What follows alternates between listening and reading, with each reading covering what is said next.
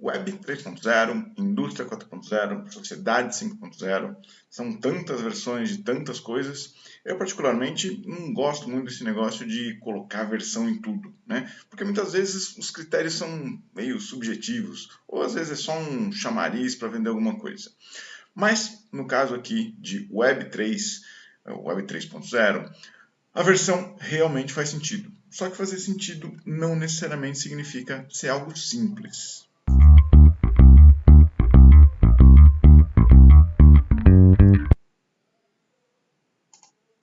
Olá, eu sou o Tércio Struttel, especialista em negócios digitais, e esse é o meu canal para falar de inovação e transformação digital. Sabe aquela frase batida, aquele termo batido, né? Mudança de paradigma? Muita gente acaba até usando para mudanças que nem são tão radicais, nem são tão quebras de paradigmas assim.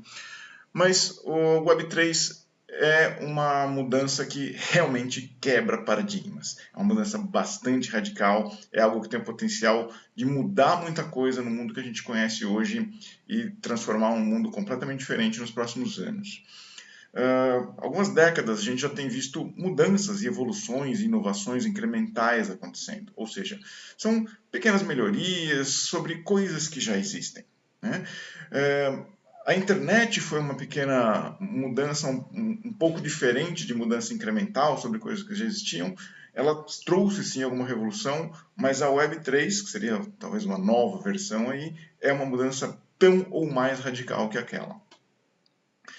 O Web3 é um conjunto de transformações que está trazendo conceitos, tecnologias e práticas totalmente novos. E justamente por ser tão complexo e pela carência de definições, né, mais amplas e completas, é que eu decidi gravar esse vídeo. Assim como a transformação digital, metaverso e tantos outros conceitos que eu já expliquei aqui no canal, a Web3 ela não tem uma definição exata e definitiva. Alguns pesquisadores e autores já contribuíram, né, com explicações e todas são válidas, embora algumas sejam um pouco mais direcionadas para um lado, um pouco mais focadas em algum setor específico, alguma tecnologia específica. Nada errado com isso. Pesquisadores realmente trabalham dessa forma, com foco fechado. Mas eu aqui vou na contramão, eu não estou fazendo um trabalho de pesquisa aqui, então eu vou trazer o máximo de abordagens e pontos de vista possíveis para a gente ter um universo de explanação mais rico e poder debater melhor esse assunto. E também trazer mais informação, né, isenta de vieses, quaisquer que sejam. A minha intenção não é dar respostas. Minha intenção aqui é trazer perguntas relevantes. Então, vamos começar pelo começo, de onde vêm todas as versões anteriores de web. Vamos lá, falar de... A gente não tem como fazer isso sem falar, né, do início daquela primeira rede de computadores, a ARPANET, que foi construída lá em 1969, com finalidade militar. Ela servia para transmitir dados militares sigilosos para que esses dados não fossem, né, interceptados lá no auge da Guerra Fria. E em algum momento essa rede também acabou sendo usada para interligar os departamentos de pesquisas de 4 universidades ali nos Estados Unidos. Elas foram conectadas, nessas 4 universidades foram conectadas usando o conceito de backbone, que eram computadores interligados por cabos de fibra ótica ou satélite ou rádio. Mais tarde, essas conexões também começaram a ser feitas usando linhas telefônicas. Para fazer a comunicação de um computador a outro, né, desses backbones, estava sendo utilizado o conjunto de protocolos TCP/IP. Era uma mixagem desses dois protocolos, o TCP e o IP. Isso se tornou a base estrutural da internet. Eu sei que é um pouco técnico, mas a gente não vai aprofundar muito nisso, só para ter uma noção de como isso funciona.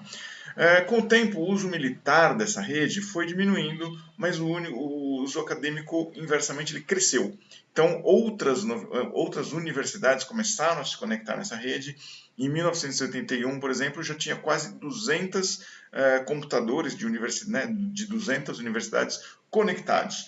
E com um novo computador, um novo backbone se conectando a cada 20 dias. Então, é um crescimento bastante intenso na área acadêmica. E aí, esse protocolo TCP/IP da ARPANET, como eu disse, ele usava um conjunto de números, né, um grupinho de números, para identificar os locais daqueles computadores. Tá? Vamos chamar os sites, talvez, ainda não é arriscado falar de site, porque não era exatamente o conceito de site que a gente tem hoje, mas sites no sentido de local. Então, aquele número que você já deve ter visto, 186.459, mas isso era pouco amigável. Né? Quem trabalhava nessas tecnologias decidiu criar uma padronização de nomenclatura para esses locais. E a partir daí, né, foi criado o DNS, o Domain Name Server, por cima daquele protocolo TCP/IP, por cima daquela infraestrutura. Então pode-se dizer que a ARPANET ela virou a internet quando ela adotou o DNS. Então a ARPANET ela foi encerrada lá no início da década de 1990, porque ela já não fazia mais sentido. Mas aquela rede que continuou crescendo sob a infraestrutura do protocolo TCP/IP e ganhou o nome mais amigável, né, para localizar os sites com o DNS, ela continuou crescendo ainda no meio acadêmico. E logo em seguida começaram a aparecer serviços sobre essa infraestrutura. Primeiramente, serviços de e-mail, né?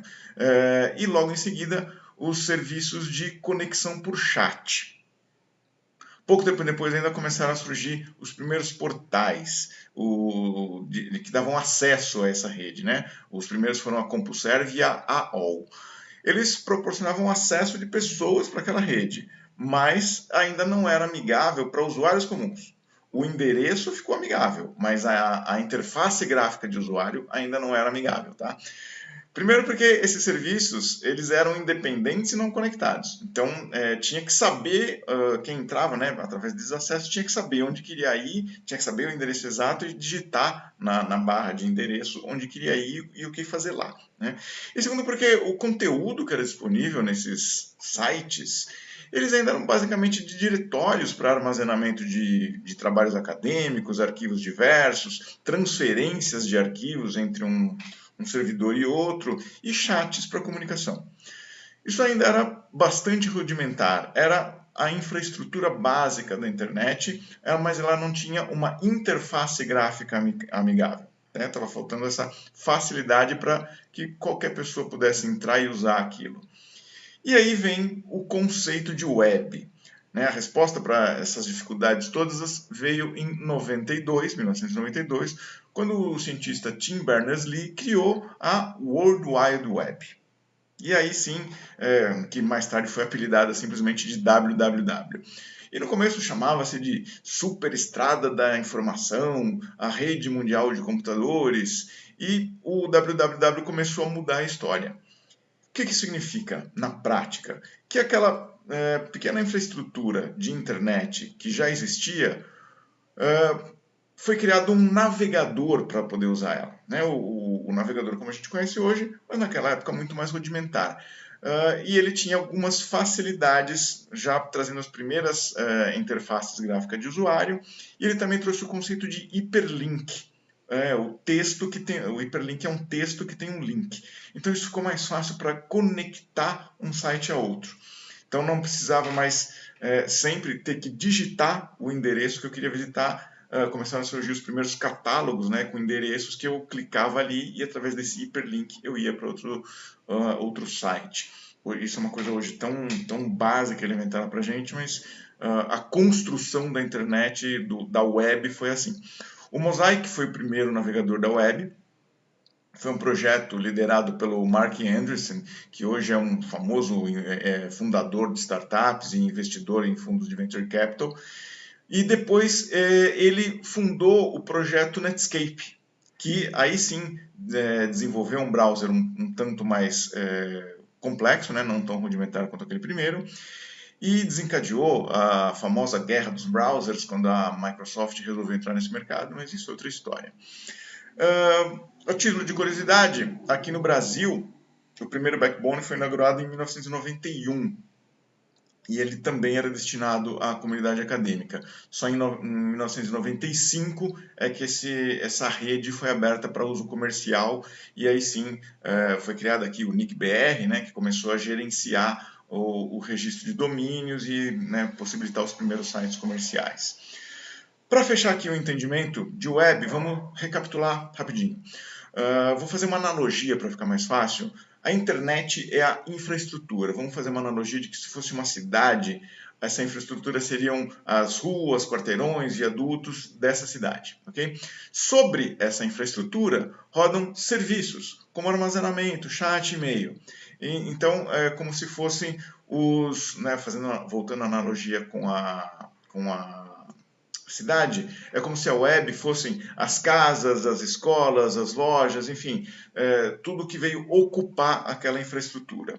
E aquele serviço que eu falei, de chat, e-mail, seriam serviços de comunicação, né, entre os locais dessa cidade. Ok, entendemos o que é web. Agora, por que essa web teve versões? Obviamente, a primeira ninguém chamou de web 1.0, né? Era simplesmente web. Mas a gente começa a entender quando a gente olha de trás para, né, do futuro para trás, a gente fica mais fácil de enxergar as características primordiais, que aí a gente começa a traçar essas versões. Bom, aquela primeira fase a gente já viu que ela era baseada nos hiperlinks que conectavam os pouquíssimos sites que existiam, né? A maioria deles de universidades. E alguns portais que começaram a surgir, como eu já falei, o AOL. E também surgiram os primeiros buscadores, porque a partir do momento que começou a se ter, além dos portais, alguns sites específicos, né? Empresas começaram a ter sites, como que se encontra isso? Surgiram os buscadores. O primeiro buscador foi o Alta Vista e logo depois veio o Yahoo. Eles funcionavam no sistema de diretórios, então era como se fosse uma páginas amarelas dos sites que já existiam. E aí começaram a aparecer também sites de empresas. Então, e foi aumentando a necessidade de ser esses buscadores. Todos eles aqui, principalmente esses sites de empresas e até os sites de alguns portais, eles eram chamados sites estáticos. Existe um erro muito comum falando sobre isso, tem muita gente agora falando sobre site estático, e site estático significava que o conteúdo, né, o texto, estava dentro, no mesmo arquivo da estrutura HTML.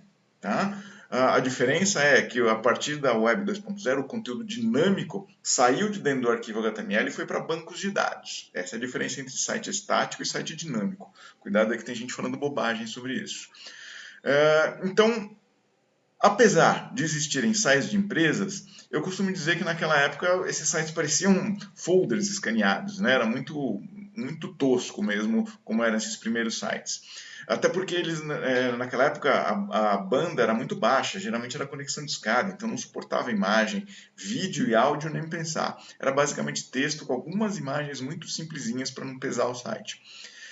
Então, a maior parte da navegação nessa Web 1.0, ela acontecia mesmo dentro dos grandes portais. A AOL, como eu falei, ela foi se tornando um portal muito grande, ela inclusive tinha a tendência de ela gerava o acesso, né? E tentava manter o usuário ali dentro dela para não perder esse usuário dentro de tudo que ela tinha daquele conteúdo ali dentro. Aqui no Brasil começaram a surgir portais também, aí veio o UOL, veio o IG, mais ou menos com o mesmo conceito da AOL, que eles forneciam o acesso e forneciam conteúdo. Bom, tempo passou, e aí logo esses sites, né, muito rudimentares, eles começaram a receber mais recursos, né? A tecnologia para a internet foi evoluindo rapidamente a partir daí. E aí logo surgiu uma novidade que parecia boba naquela época, uma coisa inesperada, que era o Guestbook, era o livro de visitas. Era um recurso que conseguiram disponibilizar, que qualquer o visitante do site podia entrar ali e deixar um recadinho. Igual quando você vai em exposições ou coisas do tipo, que tem aquele livro, né, de assinaturas e que você deixa um depoimento. Era esse tipo de coisa. ridículo hoje falar disso, mas naquela época foi uma novidade realmente interessante. E esse recurso, que era tão simples, ele realmente ia mudar o paradigma naquela época do que existia em canais de comunicação e informação. Por quê? Até ali, as mídias de comunicação e informação, que eram livros, jornais, rádio, TV, elas tinham uma distância gigantesca dos consumidores para os canais de informação, né, para os veículos desses canais de mídia.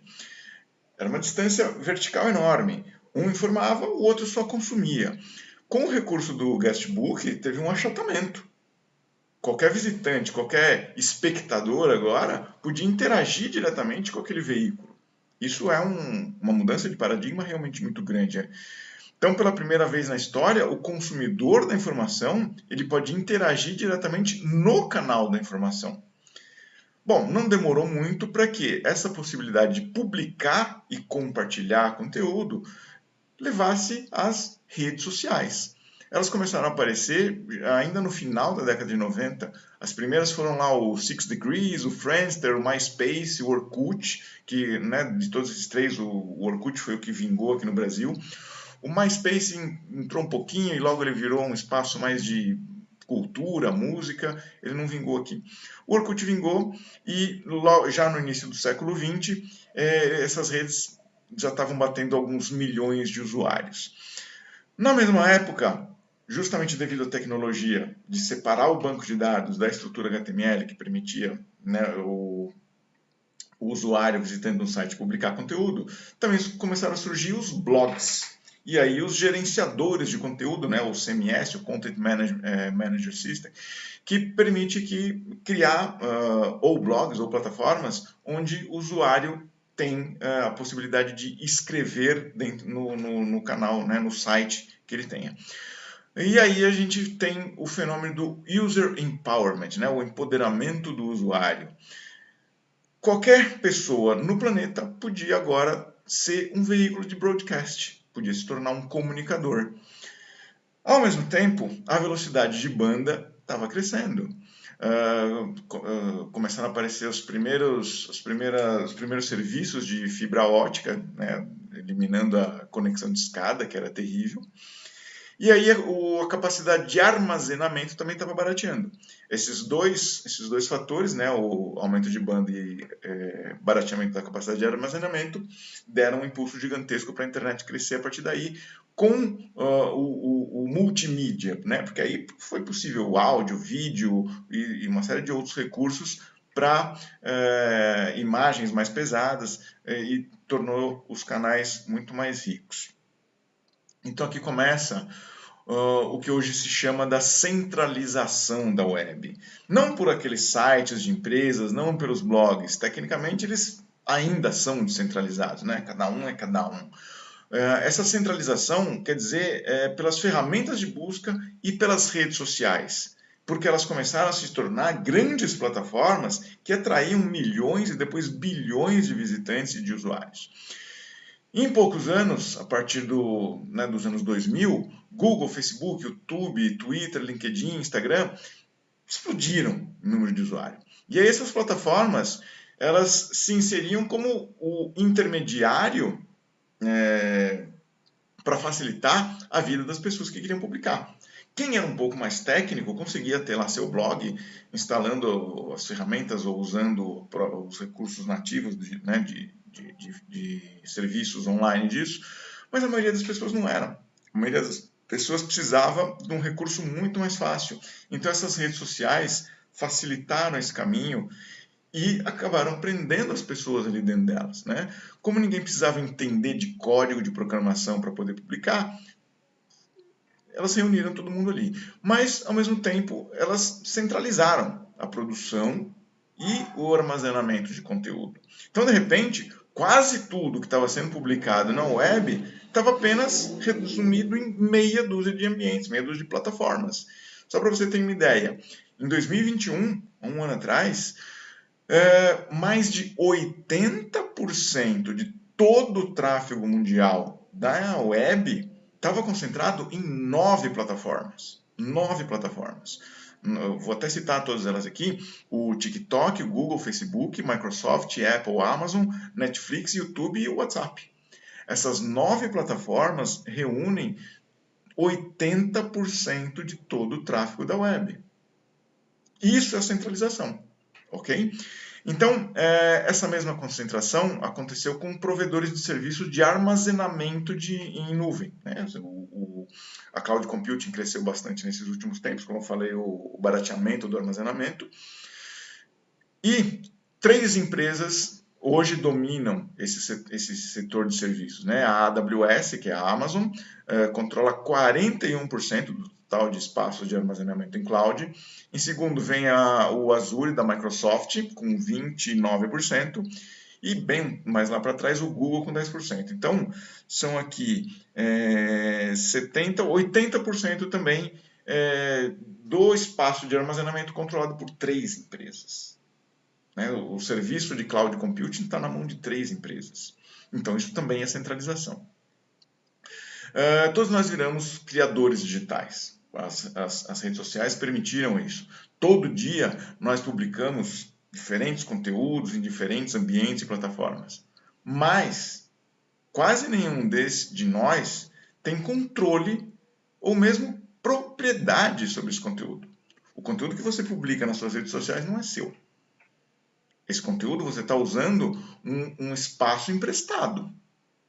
Mais do que isso, para ter esse espaço emprestado, as plataformas elas estão usando os seus dados pessoais de formas não muito claras e não muito éticas. Então aí nasce aquele dilema. Esses serviços todos são gratuitos, né? Você não paga para usar essas redes sociais todas. E o dilema é, se você não está pagando pelo serviço, se você não está pagando pelo produto, você é o produto.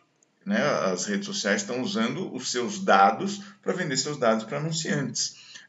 Vender não, mas fornecer os dados para anunciantes, precisa dos anunciantes te encontrarem mais facilmente.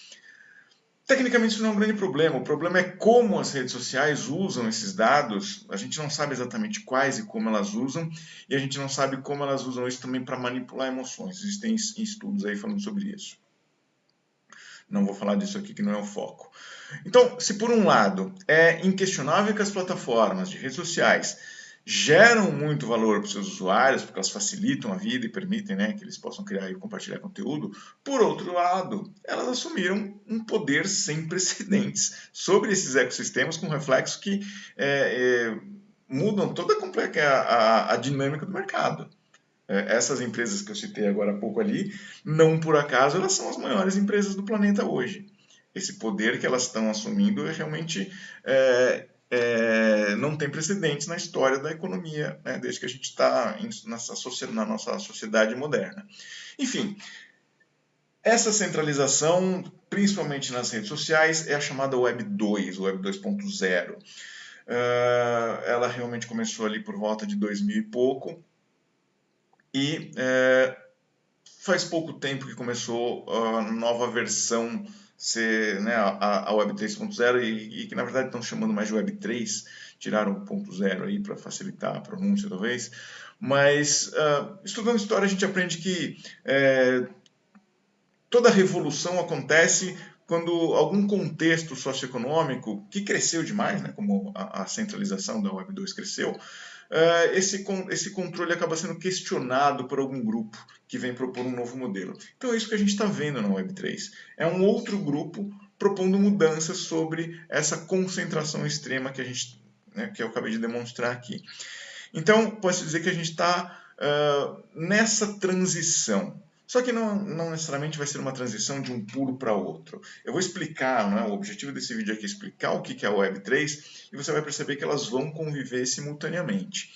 Então a Web3 é a proposta de redes semânticas e descentralizadas que seriam governadas pela própria comunidade.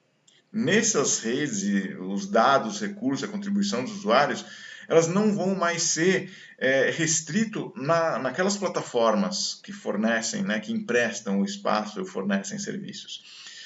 Esses espaços agora, da Web3, eles vão ser abertos na internet por redes públicas e seguras. não é sobre tirar o dinheiro daquele sistema da Web 2 e mudar de sistema, transferindo o dinheiro para outro lugar. É movimentar esse dinheiro de uma forma diferente. Enquanto na Web 2 a maior parte do dinheiro fica na mão dos proprietários das plataformas, a proposta da Web 3 é que esse dinheiro circule entre os criadores.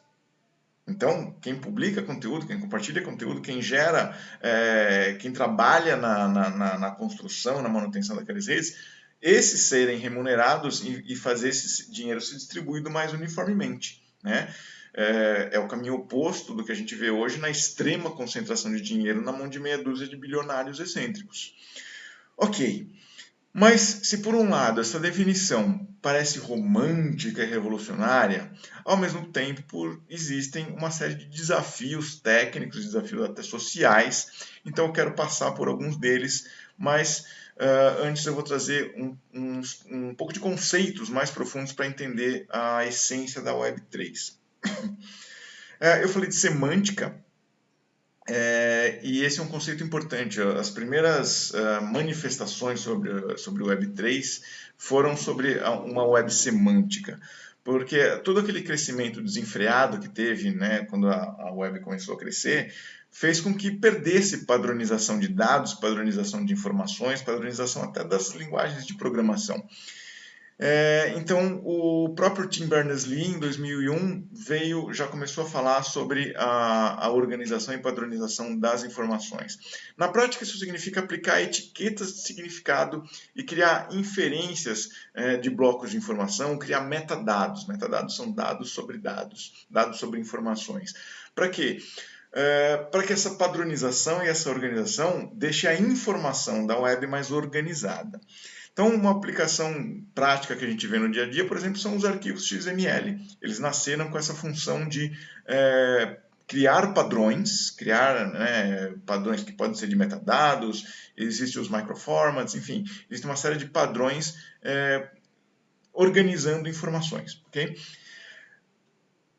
que mais a gente tem? Outro conceito muito forte da Web 3 é a descentralização. Então, é o caminho oposto da Web 2. Descentralização aqui significa tirar a concentração de tráfego daquelas grandes redes, tirar a concentração de publicação e de armazenamento de lá das Big Techs. Como? Com uma nova infraestrutura, com redes blockchain. Com esse novo paradigma, os indivíduos vão ser participantes ativos dessas redes, vão ajudar a construir tanto na infraestrutura técnica como na geração de conteúdo. Então, ao mesmo tempo, todo mundo é proprietário dos seus dados e é proprietário do que contribui e colabora com essa rede. É importante que essa rede tenha interoperabilidade. No momento, se a gente está falando de descentralização, significam várias redes ao redor do mundo. Né? E para eu pular de uma rede para outra, eu preciso que a outra rede me reconheça a minha pessoa, os meus dados, os meus pertences, né? a minha carteira virtual, a minha carteira de criptoativos, reconheça tudo isso. Essa interoperabilidade, essa comunicação entre as redes é super importante. Senão a gente vai ter bloquinhos fechados. Isso é um atraso. A gente tem o conceito de consenso e validação, né, por usar redes blockchain, os dados e os ativos, né, que vão trafegar ali, eles são gravados em ambientes onde todos os participantes conhecem claramente as regras. É diferente da Web 2, onde existem os termos de condições de uso lá de todas as redes sociais, aqueles termos que você deu ok e não leu, e muitas das práticas que elas têm nem estão naqueles termos. Ou então são textos ambíguos que não são conclusivos. Mas, enfim, aqui na Web3, essas regras são claras através dos smart contracts, que eu vou falar mais para frente. E, por fim, o conceito de privacidade. Os dados, os ativos, os valores, tudo que você tem, todos os dados, informações, conteúdos, tudo que você tem, eles são seus, eles estão atrelados à sua pessoa, independente de você estar migrando para quais redes blockchain, né, quais ambientes, quais até metaversos, ambientes de metaverso, ambientes de imersão que você esteja entrando. Você tem os seus dados, eles são seus e eles estão seguros. Todos esses ambientes vão respeitar a privacidade dos seus dados. Ok. Quero falar um pouco também de quais são as tecnologias envolvidas na Web3. Eu falei do blockchain. Esse é um conceito que você deve estar ouvindo falar para todo lado. É um conceito diferente de tudo que a gente já viu até agora. Ele também tem a ver com infraestrutura e ele é a base estrutural da Web3. Mas como é que ele funciona? Como eu disse, é uma rede que armazena processos de dados de uma forma segura. Todos os dados e informações e ativos e transações, contratos, projetos, documentos, enfim, tudo que pode ser gravado fica registrado em blocos únicos de informação. Por isso é o blockchain. E esses blocos eles são interligados uns com os outros por uma hash, né, que é o sistema de criptografia da rede blockchain. Então, esse é o sistema de gravação, né, criando os blocos de informação, que são interligados uns aos outros por esse sistema de encadear um bloco ao outro usando funções matemáticas complexas, que são as hashes, que geram esses códigos de autenticação. Então, cada um desses blocos de informação tem um conteúdo, mais a autenticação dele que gera o próximo bloco. Então, por isso que se diz que eles são conectados. Isso garante a unicidade, a autenticidade e a segurança da informação. A partir dessas redes, né, do que a gente grava nessas redes blockchain, a gente tem os criptoativos, que são ativos virtuais. Eles são protegidos por criptografia, que gera uma representação digital de valores, ou de documentos, ou de registros digitais. Então, eles são executados e armazenados justamente nessas redes blockchains, que são computadores descentralizados.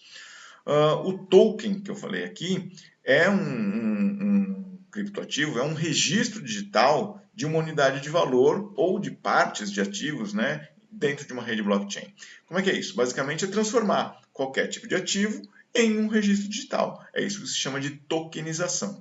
Esses registros podem ser tangíveis, como registrar imóveis, estoques, contratos, cadastro de clientes, mas eles também podem ser intangíveis, como transações financeiras, certificações, atestados de autoria, atestados de posse, e aí surge o conceito do NFT.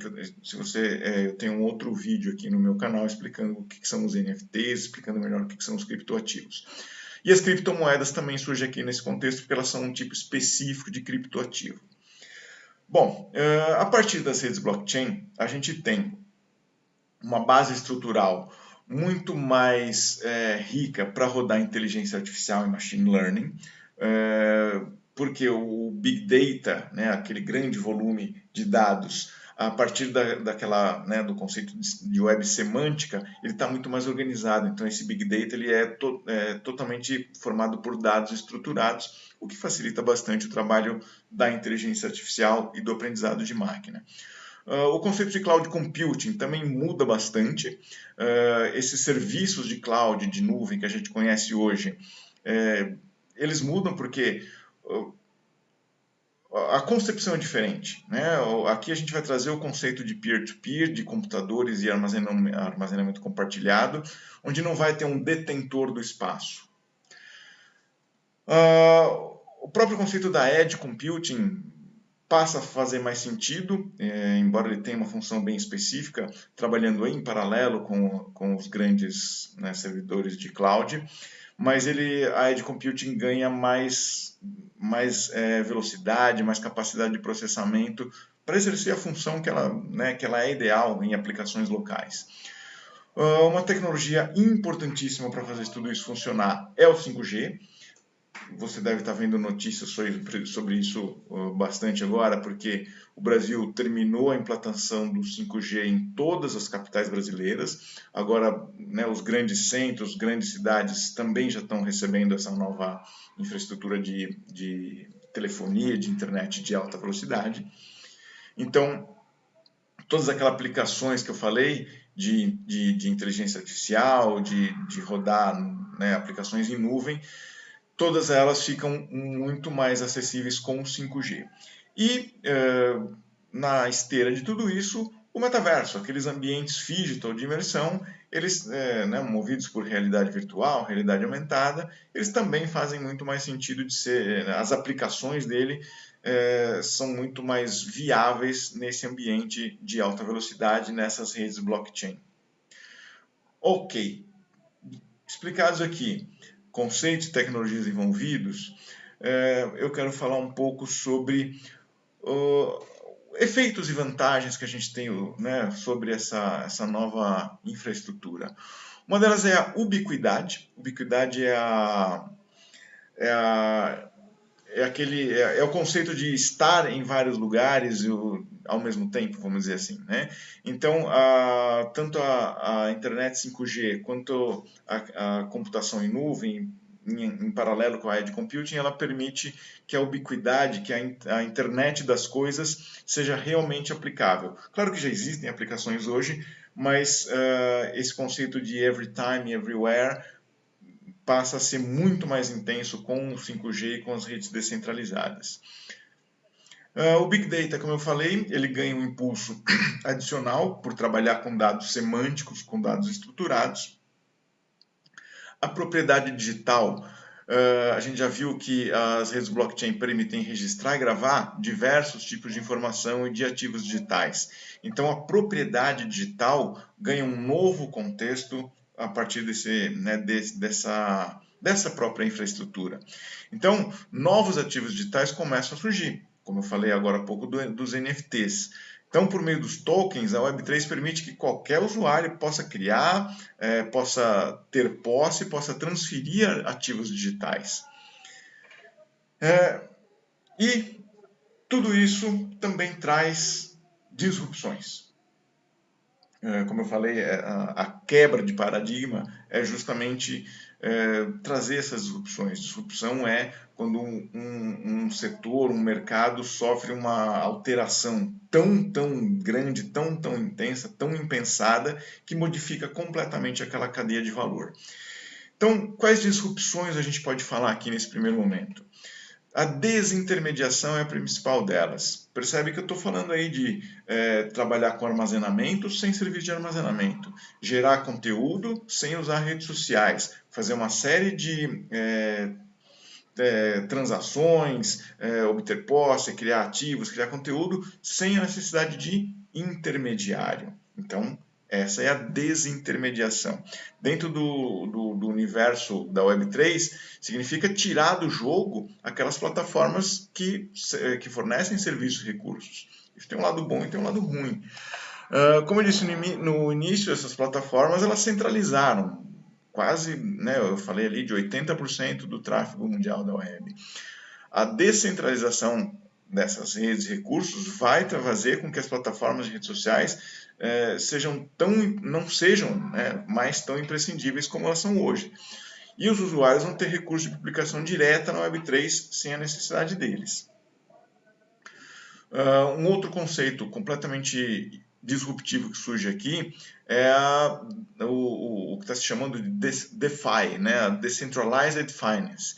Porque os ativos digitais mais visíveis que podem ser criados nessa rede blockchain são as criptomoedas, mas existe uma série de outros criptoativos que podem ser chamados lá. Só que essas criptomoedas elas estão quebrando um conceito secular do sistema financeiro com moeda fiduciária emitida por cada governo e gerenciado por bancos bilionários. Então, a Decentralized Finance é um ambiente financeiro não centralizado, sem bancos e sem moedas necessariamente fiduciárias. Existem projetos de moedas fiduciárias aqui, mas a gente tem moedas aí, criptomoedas que estão rodando independente de qualquer governo, independente de qualquer banco. Principalmente os dois mais conhecidos, o Bitcoin e o Ether, que é a criptomoeda do Ethereum. A gente também tem as DX, que são as exchanges descentralizadas, Então, as exchanges são vamos dizer, as casas de câmbio desse novo mundo de criptomoedas e criptoativos. Então, a gente já tem essas exchanges descentralizadas. E ainda sobre descentralização, a gente começa a ter organizações descentralizadas, que são as DAOs, Decentralized Autonomous Organization. O conceito de descentralização aqui, nesse ambiente corporativo, né, dessas empresas que estão seguindo esse conceito, ela segue uma estrutura hierárquica que ela é um pouco diferente do que a gente conhece hoje. Nessas DAOs, os fundadores eles vão ter tokens de governança que são distribuídos entre os stakeholders da organização. Então, cada token corresponde a uma quantidade de poder, uma quantidade de votos dentro dessa DAO. E eles podem ser comprados, podem ser vendidos, podem ser trocados à vontade por cada proprietário. Então, isso determina um novo modelo de hierarquia dentro dessas empresas descentralizadas. Compras, a gente vai ter um modelo completamente diferente de comércio dentro dessas redes, como eu já citei aqui as criptomoedas, as exchanges, a criação de ativos e de propriedades digitais, e a transação desses ativos todos é peer-to-peer direto, sem intermediação também, sem um e-commerce para isso. Nesse momento é de descentralização total. Pode ser que num futuro, na verdade já está acontecendo, né? Tem plataformas que reúnem, vamos dizer, marketplaces disso. O próprio Ethereum que eu falei faz isso, né? É um tipo de marketplace de ativos. Existem outros também, mas a ideia é que isso é totalmente descentralizado e que é peer-to-peer, de pessoa para pessoa. Bom, com tantos conceitos, benefícios e opções, já está claro que a Web3 não é unicamente criptomoeda, ok? Ela é muito mais. E justamente por quebrar tantos paradigmas tão profundos, eu estou repetindo bastante aqui a quebra de paradigmas, né? Ela traz dilemas, ela traz desafios complexos, que a gente não existe literatura, não existe regramento, não existem leis, não existem normas tácitas para algumas coisas que estão começando a acontecer. A ética é o primeiro delas. A descentralização significa justamente eliminar, se ela significa eliminar entidades intermediadoras e reguladoras. Então, se por um lado isso é útil, né, para todas essas funções e serviços que eu falei aqui, por outro lado a gente corre o risco de perder certas leis, certos regramentos e até normas tácitas que existem em alguns ambientes do nosso mundo físico. Então, já começa, por exemplo, que essas redes descentralizadas elas são internacionais. Então, elas não são subordinadas a um país, a um governo, a uma empresa. Quem que vai definir regras éticas ali dentro? Como que essas redes descentralizadas vão garantir respeito entre os participantes? Isso é muito importante. Como elas vão garantir também a privacidade dos dados dessas pessoas que estão circulando dentro dessas redes. Hoje a gente está vendo a GDPR, a LGPD aqui no Brasil, começando a pegar pesado sobre a privacidade de dados. Mas, ao mesmo tempo, a gente está migrando para essas leis, para essas regras, para essas redes, onde a LGPD não está alcançando nesse momento. Eu vou falar mais um pouco da interoperabilidade, é um dilema muito importante, porque se essas redes blockchains não tiverem não tiverem conexão, não conversarem entre si, vai ser um problema muito grande. Porque é óbvio que eu vou querer que a minha bandeira de cartão trabalhe com a minha carteira digital e que ela esteja conectada com o sistema de pagamentos da minha cidade inteligente, por exemplo, e que isso trabalhe junto com meus gêmeos digitais numa plataforma de ambiente de metaverso. Eu quero que tudo isso funcione junto, né? Eu como usuário disso tudo. Na prática, isso não é simples de resolver. As padronizações de dados, as integrações, elas precisam ser acordadas entre as redes. E as redes estão crescendo já, embora a web semântica seja sobre essa padronização, nem todas as redes estão crescendo com o mesmo formato de padronização. Então, a capacidade de co-desenvolver ativos digitais acaba sendo preponderante sobre as experiências que a gente vai ter nessas redes e em pular de uma rede para outra. A tecnologia é um dilema também, porque ser um usuário ativo na criação de redes blockchain ou um jogador, quanto mais, de games nos ambientes de imersão, exige um considerável conhecimento em tecnologia. Mais do que isso, exige investimento em equipamentos e serviços que não são exatamente baratos. Então, com isso, a Web3 corre o risco de se tornar um clubinho fechado, né, para esses privilegiados que têm conhecimento avançado em tecnologia e têm verbas para adquirir equipamentos mais caros. Um dilema interessante aqui é o de atualização, porque a vantagem de uma plataforma centralizada é que a própria entidade dona e gestora daquela plataforma, ela faz atualizações regulares de tecnologia, de uma série de recursos. Agora, quando isso é descentralizado, quando isso está na mão de entidades, de pessoas menores, como é feita essa atualização? É necessário um acordo de atualização para que todo mundo siga essa atualização ao mesmo tempo. A gente tem o dilema também da Graphic User Interface, né, a interface gráfica de usuário. Por quê? Os navegadores de Web3 hoje eles não são tão amigáveis como as redes sociais. Né? Como eles estão sendo feitos por programadores, por pessoas técnicas, nesse momento não está tendo a preocupação de ser amigável para aquele famoso usuário médio. Né? Isso é uma coisa importante também, porque a maioria dos usuários hoje eles têm baixíssimo conhecimento técnico. Como é que essas pessoas vão conseguir lidar, interagir com esses ambientes mais complexos, mais técnicos? Por último aqui o dilema dos aplicativos. Né? Nos últimos 15 anos a gente viu os aplicativos mobile aí se tornarem quase que uma extensão das pessoas, porque os aplicativos estão na nossa mão e a gente está interagindo com eles o dia inteiro. Mas esses aplicativos eles não rodam blockchain. Então, tantas coisas da Web3 vão passar por blockchain ou os apps vão morrer. Os smartphones os smartphones que concentram os aplicativos hoje vão perder todas as funcionalidades, a gente vai voltar somente para o desktop para usar a Web3. Então, tecnicamente, já existem APIs do Ethereum, por exemplo, que fazem essa integração, mas uma API é uma ponte, não é uma aplicação, e ela não garante segurança de ponta a ponta. Então, ainda tem um desafio aí para resolver essa questão. Dilemas. Descentralização. Uma vez que descentralização é o ponto crucial da Web3, será que essa descentralização é real? Eu falei sobre as maravilhas todas aqui da descentralização, de poder tirar o poder enorme das Big Techs. O conceito é lindo, mas e na prática?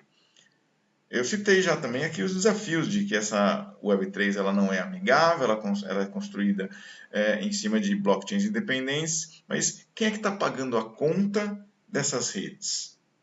Dessas redes descentralizadas, dessas redes blockchain? Quem paga a conta disso? Quando a gente olha para a realidade, a gente vê que as primeiras redes blockchains, como o Ethereum, o OpenSea, o Coinbase, eles já estão se tornando dominantes. Eles já estão se centralizando. Tem uma pesquisa aqui, o Instituto Galloway tem uma pesquisa revelando que 72% dos bitcoins estão centralizados nas mãos de em 2% das contas, né, das contas, né, das wallets que têm criptoativos. Isso é concentração, isso é centralização. Outro dilema, o usuário médio ser um colaborador, criador, ser um ponto de peer-to-peer, fazer parte dessa rede blockchain. A Web 2.0 ela cresceu justamente proporcionando a intermediação, a facilidade de publicação para esse usuário médio. Mas uma das promessas da Web3 é devolver o poder de ter a posse do conteúdo, né, pro usuário. No mundo ideal, o usuário ele seria um participante ativo na construção, na manutenção das redes blockchain. Talvez até dono de um servidor, né? Ter o seu peer-to-peer não como um computador, mas até como um pequeno servidor. Só que para isso a gente precisa de pessoas com um nível técnico mais ou menos elevado. Só que o nível, o usuário médio atualmente de redes sociais, de aplicativos, ele mal sabe usar um e-mail, mal sabe lidar com um arquivo anexo. Como é que a gente espera que essas pessoas lidem com ambientes onde a interface é pouco amigável e ela tem que lidar com conceitos técnicos razoavelmente complexos? É outro dilema interessante. A gente tem também um dilema, justamente por essas dificuldades, a implicação sobre a lei de Metcalfe. A lei de Metcalfe ela diz respeito aos efeitos de rede, né?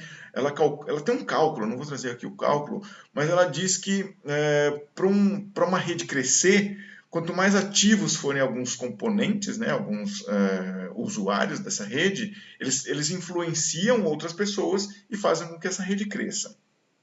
Existe um cálculo mostrando isso, e atualmente a gente vê o crescimento exponencial, por exemplo, do TikTok, é a aplicação prática da lei de Metcalfe. Só que, quando a gente tem um ambiente pouco amigável para esse usuário médio que está entrando no TikTok, como que a lei de Metcalfe vai fazer efeito dentro da Web3? Tem empecilhos para fazer ela acontecer. A gente tem também aqui o dilema da regulação. Se o surgimento desses ambientes totalmente novos, como a Web3 está prometendo, ela traz junto essa questão de regulação. De um lado, a gente tem entusiasta da Web3 dizendo que a liberdade ampla é o que vai prevalecer. Do outro lado, a gente tem governos, bancos, diversos segmentos da sociedade que exigem regulação para não virar uma terra sem lei, né? Qual o ponto de equilíbrio desses dois lados, da liberdade irrestrita e da regulação desses ambientes? E isso traz muitas questões. Quem e como vai regular, seguindo quais padrões? Né? Políticos, por exemplo, a gente acabou de ter eleições aqui, estou gravando esse vídeo em outubro de 2022, a gente acabou de ter eleições. Os políticos que foram eleitos entendem disso? Você votou num político que entende de regulação para a Web3? Eu acho que não. Os bancos e as empresas podem regular isso ou elas vão puxar para o viés de interesse delas? Como que pensar numa regulação se esses ambientes são transnacionais? Eles não estão sujeitos a um único país. A CVM, falando de CVM aqui do Brasil, ela tem um sandbox para testar diversas aplicações de Web3, mas está longe de chegar ainda num consenso legal sobre como categorizar o que são ativos, como eles podem ser regulados e como as transações podem ser reguladas, como as moedas podem ser reguladas dentro disso tudo. Então, uma regulação mal feita, ela pode destruir completamente todos esses aspectos positivos que eu falei até aqui da Web3. A discussão, então, fica mais difícil quando a gente percebe que ela só circula, né, quem está frequentando esses ambientes é menos de 10% da população.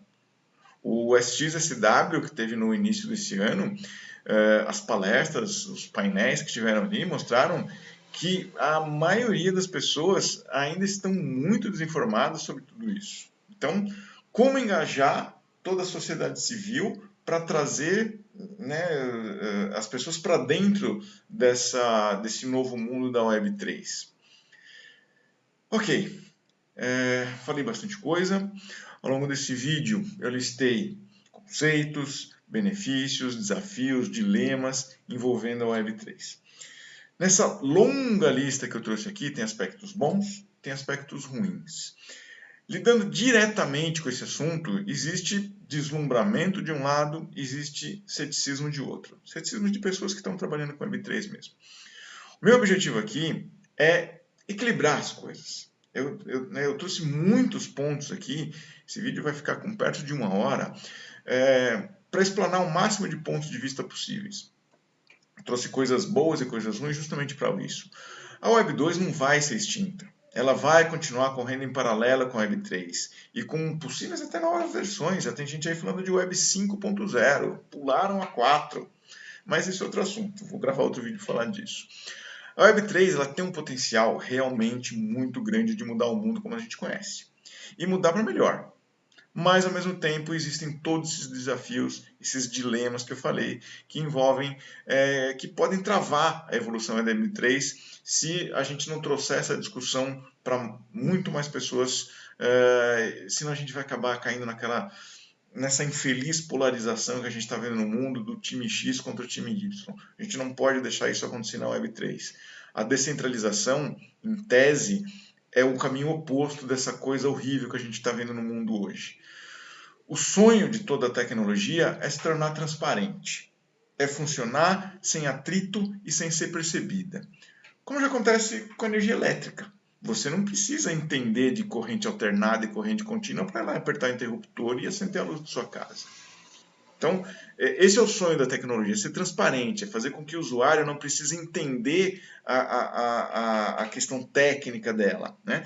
Da mesma forma, as tecnologias transformadoras que a gente está vendo hoje, a gente precisa que elas se tornem transparentes para o usuário comum. Então, isso demanda dois lados, a informação e a melhoria da interface gráfica de usuário. Com experiências limitadas e complexas de usar, transações caras, incertezas legais, é muito difícil que a Web3 consiga ganhar atração e entrar naquele fenômeno da lei de Metcalfe, como eu falei. Senão ela vai continuar sendo fechada num grupinho restrito de early adopters. Eu acredito que o papel de quem já está envolvido nisso tudo é justamente o de ajudar as pessoas que ainda estão receosas, as pessoas que ainda estão inseguras com tanta novidade, que é normal.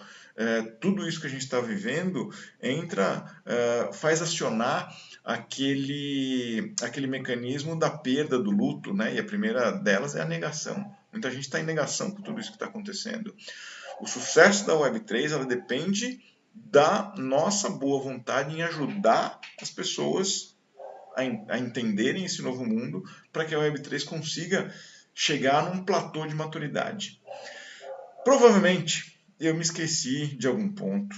Provavelmente eu deixei de falar de alguma coisa importante, eu deixei, né, ou por desconhecimento, ou porque eu esqueci mesmo, porque o assunto realmente é complexo, ou porque é uma novidade que surgiu essa semana que ainda não estou por dentro.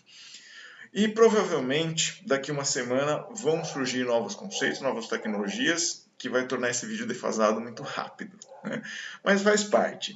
Certamente eu vou agradar alguns, eu vou desagradar outros, que eu tenho certeza, mas eu não estou aqui para trazer caos, para trazer confusão, muito menos para ser o dono da verdade. O propósito aqui é gerar discussões, não é polarizar. O propósito aqui é gerar conversas sobre como a gente pode fazer com que esse ambiente de Web3 realmente possa ganhar impulso e crescer para todo mundo usar. Se a proposta é descentralizar, a gente tem que trazer todo mundo para essa conversa, não manter num grupinho fechado. E você? Você tem algo a colaborar com essa discussão? Então, por favor, deixa aqui nos comentários, curte e comenta e compartilha esse vídeo com outras pessoas, as pessoas que você conhece, que precisam, né, estão querendo entender o que é o Web3, ajuda esse vídeo a chegar a mais pessoas. Obrigado pela sua atenção e até a próxima.